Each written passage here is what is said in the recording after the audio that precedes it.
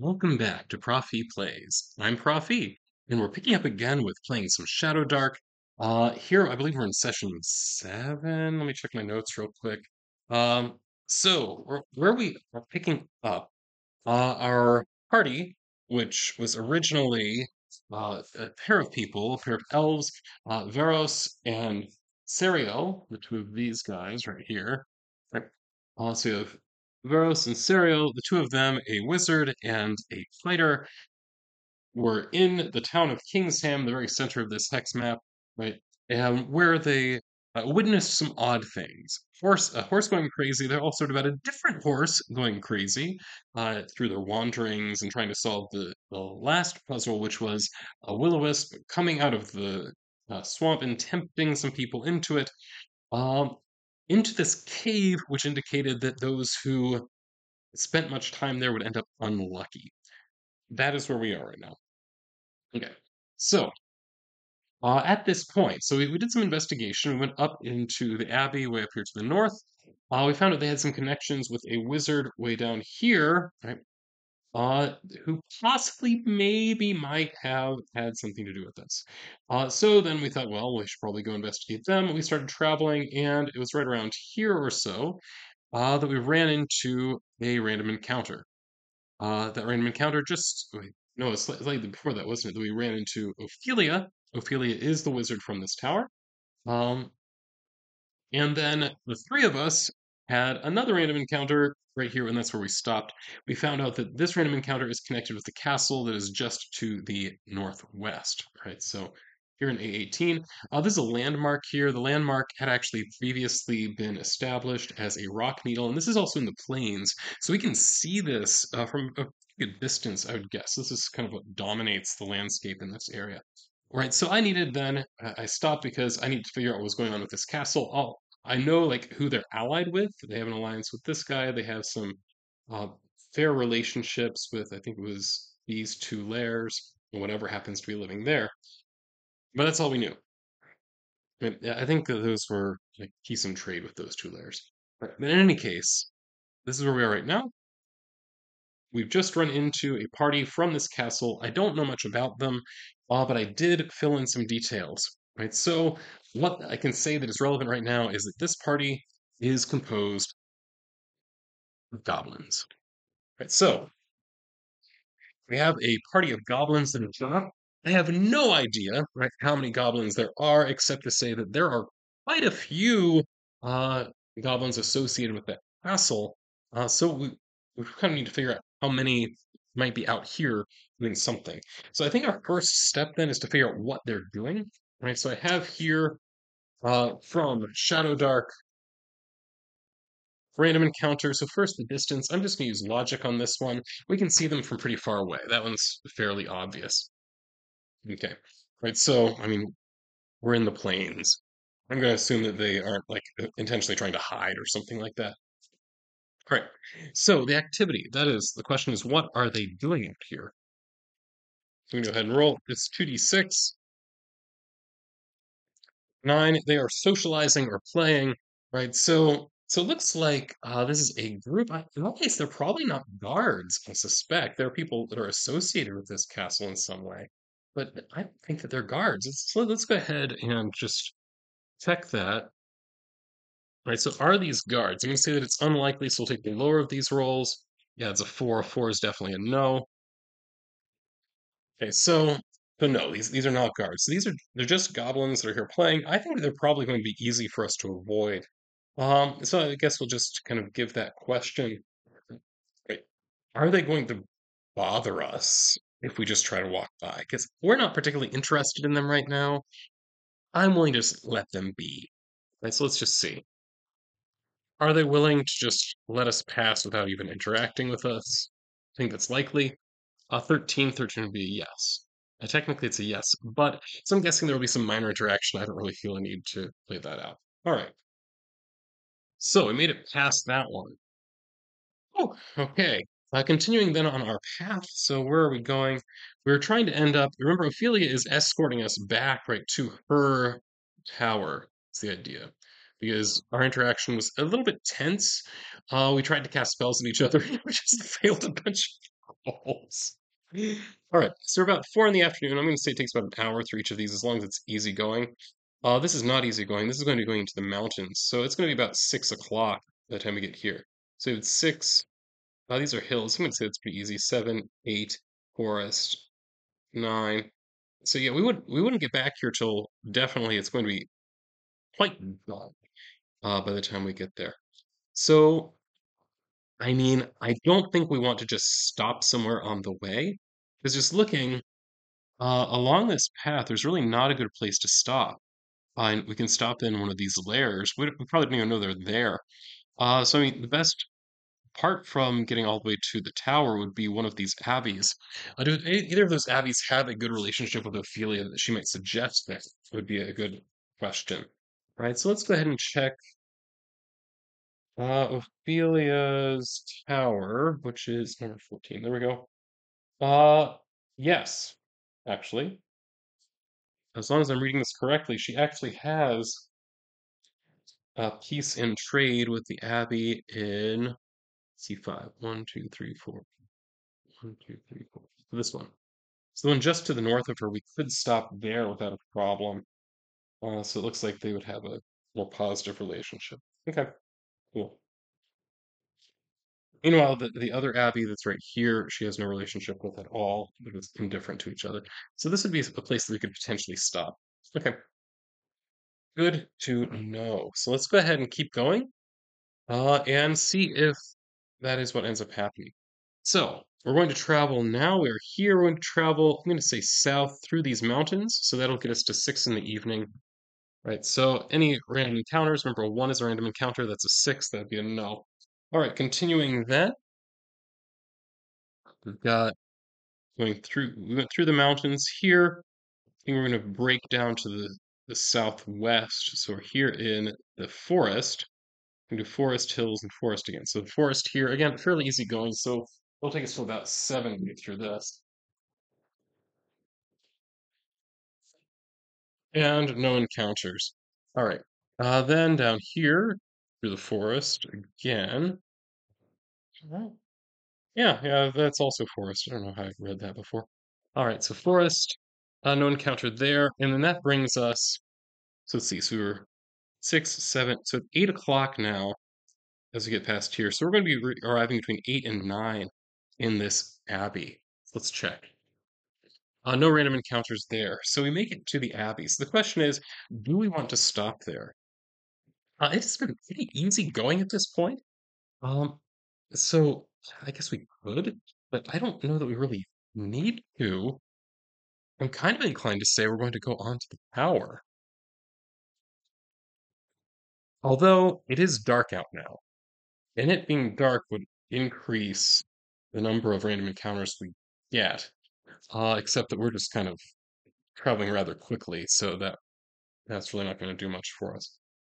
Much to us one way or the other. Do I want to interact with the Abbey is the question. I really don't. I kind of want to keep moving forward. So let's go on. Anything on the way to the tower? No random encounters there. All right, cool. So we make it then to the tower. So let's go ahead and talk a little bit about what this tower looks like, since I did bother to create this. All right. So we are here at Ophelia's tower. So Ophelia's tower is reasonably tall. It's about 5 stories tall from ground up, total of 5 stories. Um, what we can see from the outside, right, is that it is made of is built out of wood. It's kind of in a conical shape, so I'm thinking kind of ziggurat-like, something like that. So each floor is slightly smaller than the one above it, so it gives that shape of being a cone. In addition, there are battlements up at the top, right? So you know, like the jag things. I have to look some of these up because I don't know all this terminology all the time. It's something I don't always remember. Going back and forth between fantasy and sci-fi, you know, you have to kind of review the terminology sometimes. All right. So that is that. Right. So she lets us in, right, to the uh, the bottom room, and I want to see if something interesting happens here because I have an idea, and I want to see if this is what happens. Okay. So Does my idea happen? I think this is very likely. No, no, it doesn't. So I got 5 and a 9. The 9 is still a no. So no. Okay. All right. So she lets us in. Now this bottom room is fairly nondescript. Now when you get inside, one thing that is clear about this tower is that it's not particularly well cared for. It's kind of moldy and that kind of thing. Now one thing that we do notice is that uh, she makes sure that she deactivates certain traps on the way in, right? Uh, so that's it. And then yells out, right? It's a sage here, and a halfling that shows up, who is apparently right her apprentice, a halfling by the name of Sage. Say it's a guy. Right. So now the question is, what does she want with us? And that is not so obvious to me. Now, overall, I did actually flesh out a little bit more about Ophelia as a person. Now, her appearance is corrupted by magic. My first thought of this was that she might have some kind of aura around her, but I feel like that would be a little bit too obvious. Instead, I think it's more that she has like, I'm thinking like patches of skin that are not normal elf. She's an elf. So I'm thinking like patches of scaly skin or something like that. Something where it's obvious that some kind of spell was being used and went wrong. Right. Her overall goal is she has a lust for power, and her staff is made of obsidian, holy symbols top and bottom. Right. And it is straight. It is also used, right? So it clearly has some kind of weathering to it. So this is what we know about her. So her goal here is power. So the question is, what is she hoping to do with us? Now, looking at what we know about her, so that this ground level is a trapped room.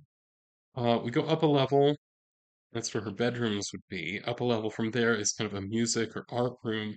Above that is a room is a floor that has been abandoned. Apparently, is cursed in some fashion. And the very top is a dueling platform.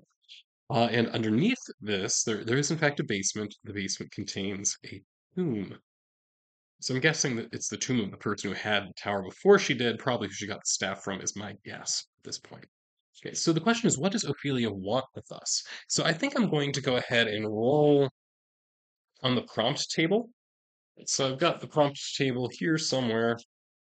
I have to shuffle through till I find it. No, no, not dungeon names. Here are prompts. So what is it that Ophelia, why did she bring us back here instead of just like leaving us behind or killing us?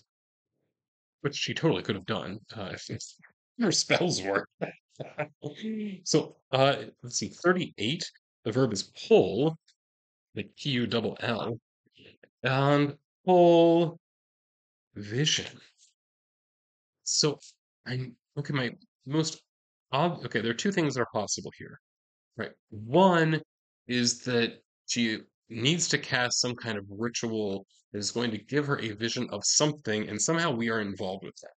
The other possibility is that she was pulled into doing this by a vision that she had concerning us, which I think I like that idea a lot, actually. Right. So well, let's go with that one. So I think, yeah, she actually had a vision related to us in some fashion. We don't know much about it, but it did indicate to her that she should help us or work with us in some fashion. So I'm wondering, what was the content of this vision? So let's try to get a prompt for that one. So it's '06 dismantle. Oh, interesting. And 82 dismantle nourishment. Okay. Dismantle nourishment. And the obvious thing here would be in some way hurting people's food supplies. But that doesn't how is it that we could be used to do that? That's not obvious to me. Dismantle nourishment. Now, the other possibility is that there's a food supply that's in danger somewhere, and she is actually trying to help with that. So she isn't actually doing anything wrong here. I kind of like that idea, actually. So here is how I'm going to interpret this. Right, so she brought us back here because she needed to talk to us. Okay, right. So I like this. I like this. So what she is telling us here, right? Right now, how this fits in with lust for power, I don't know.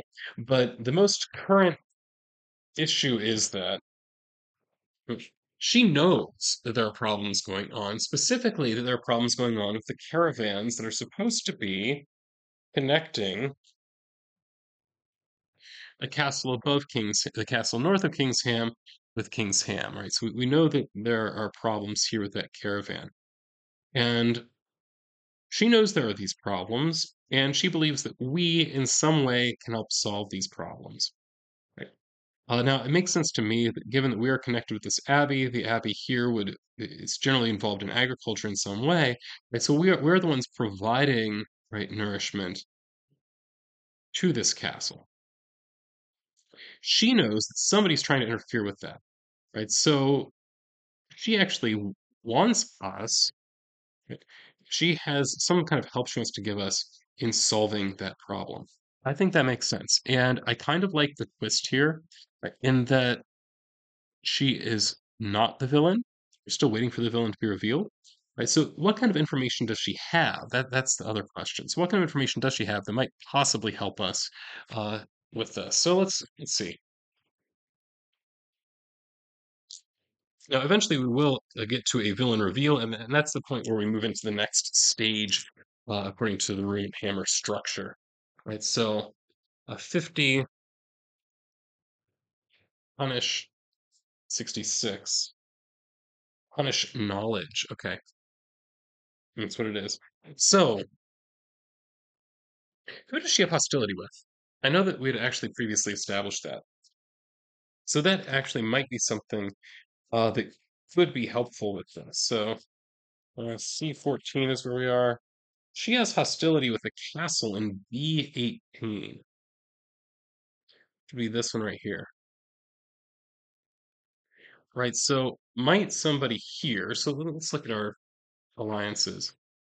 All right, so we have this castle here, which would in part be trying to claim her and also this abbey and also this lair. So all of these areas. I want to know about B18. What do we know about their relationships? Oh, they have hostility with a lot of people. So they don't get along well, right, with the neighboring castle, which is over here. They don't get along well with them. They don't get along well with the lair in 16, which would be this one here. They don't get along well. Yeah, they're kind of indifferent with this lair. This lair just doesn't care, apparently. The C12 layer, which would be this one here, and they also don't get along well here. So they're definitely at the center of a lot of hostility. Right. So I think that that makes sense that they might be the ones causing problems. So might this actually be where the villain is revealed? That might be it. Right. So she brings us in, right, to tell us, right, this information. She says, okay, I had a vision. In that vision, I was supposed to help the two of you to solve this problem that I know that you're having, right, regarding these caravans and all of that. They're being disrupted. And I'm here to tell you that that disruption is being caused somehow, I don't entirely know how, but somehow, right, by this castle, right, and the people who live in this castle. So it is in some way involved with these folks. There it is. Okay, well, thank you. So is there something, any kind of help that she can provide to us? That's the question, right? So, is there any kind of help that she can provide to us apart from just letting us know? At this point, now we might know the villain is in some way associated with them, but we don't know what one. They don't know anything about us, as far as we know. So, is this really a villain reveal? It's not like the ha ha ha, it's me kind of thing. I think that we're still on the errand stage. So is there any kind of help that you can give us, or someplace you know we can go to get something that is going to be helpful? I'm just going to say yes, actually, because if the answer is no, there's very little point in her coming, except to, oh, the bad guys are over there. Good luck. I don't think that's what's happening here, right? So it makes much more sense that Like she brought us in to let us know that yes, there's something happening here, and she does have some way that she can help us. So the question is that help she's going to give us, does she have something here? Or is it something that she knows about and that we're gonna have to go get? I think that's the more likely. So let's just roll to see, does she have it here? This is unlikely. Take the lower of the two. It's, it's 11. So she does apparently have something here that might possibly be useful to us. So here's what I'm going to do. I'm going to pull out here. I recently got a new printer, which is super exciting.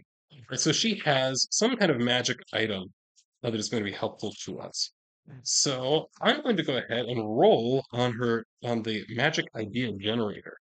Right. So this is the thing that our friend has for us. It is the unholy blade. Okay. The unholy blade of the Archmage. It makes sense a wizard would have that. So the unholy blade of the Archmage. Let me make a quick note of that just because otherwise I will forget it. Okay, so this is sort of session 7.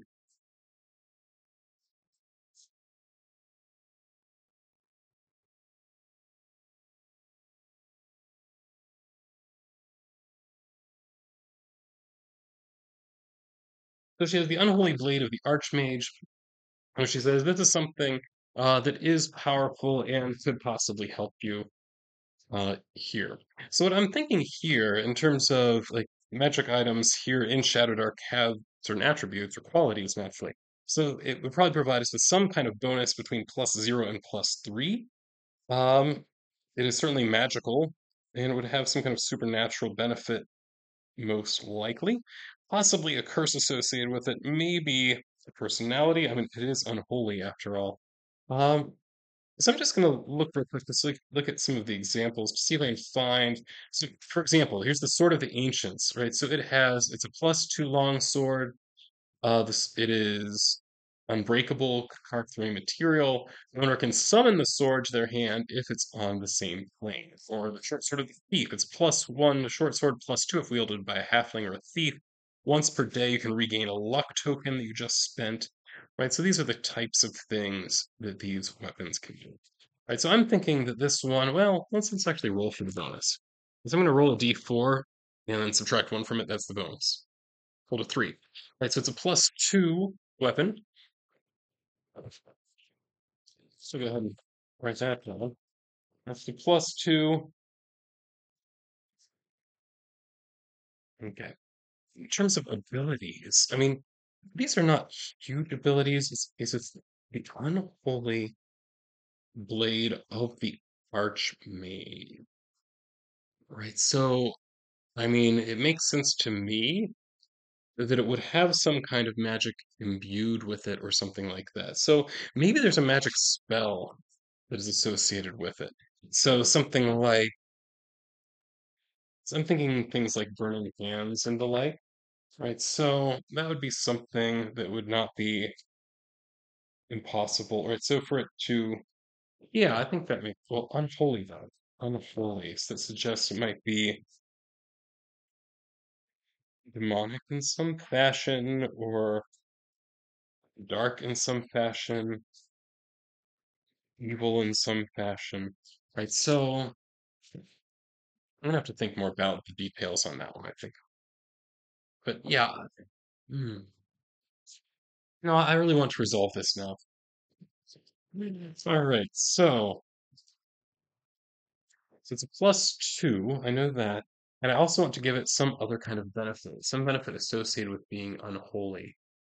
Um, I mean, it makes sense that it would have a greater bonus against those who are holy. So let's just write that down. Right, so it's an additional plus, so we can just say +3 against priests. There we go. That makes sense. All right. So at this point, I think this is a reasonable place for us to start wrapping it up. So what we need to do now, we need to figure out more about that particular settlement that we're going to be going. Well, I guess that we have been told, right? The villains are in some way here, right? And that they are the ones that are trying to disrupt what's going on. So we need to get there, I think, or investigate that. I think, yeah, it makes sense. We're just going to go there. Right. So I think that's our next step. Right. So our next step, let me go ahead and make a note of this. Next step is we go to this castle. What is it? It's B18 or something like that.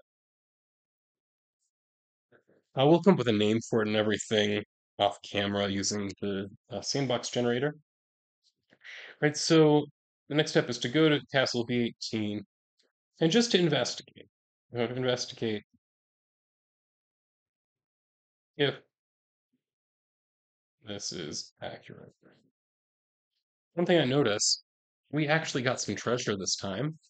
Not intentionally, but it happened.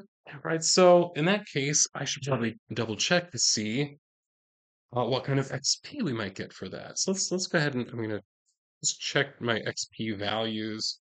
I don't think that I have this printed already somewhere. Okay, yeah. A magic sword would be worth 3 XP. So I think each of our characters then gets 3 experience points. It's not enough for them to level up because they're only up to 4 experience points out of the 10 they're going to need to move up a level. But hey, we are very slowly making our way there. Is this the kind of game where you don't level up very much? Particularly when I'm the one running it because I don't care that much about leveling up. That's not one of my main motivations when I play.